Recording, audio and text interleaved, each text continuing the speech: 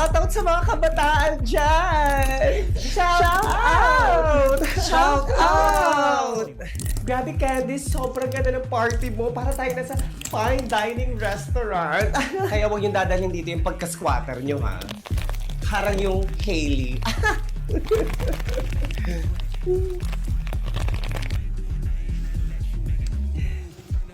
Oh, speaking of the demonyo,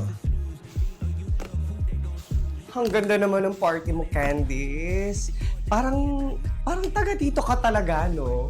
Ano ginagawa mo dito? Oh, siguro gusto mong makita yung castle namin, no? Dahil ikaw naman yung promotor na ipakita ko sa kanila yung castle namin. 'Di ba? Wala nga ako nakikita castle dito, eh.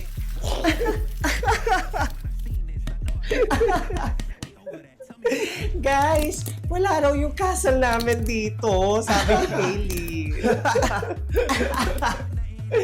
Ayun, no?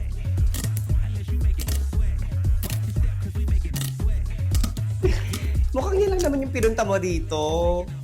Sige na, don't be shy. Magpa-picture ka na doon sa castle namin para naman ma-experience mo makarating ng Boracay. Akala mo, papahiya mo ako sa kanila, no? Hindi mo kasi ginagamit yung utak mo. Ako sa'yo, benta mo na yung utak mo. Post mo sa TikTok, lagay mo sa yellow basket. Ganon. Ano, tameme ka, no? Kaya kung ako sa'yo, Hailey, doon ka na. Doon, no? Sa very far away. I'm sorry.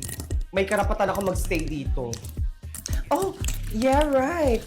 Gusto mo nga palang kunin yung mga lobo, pasalubong sa mga pamangkin mo. Balik ka na lang mamaya. Get out.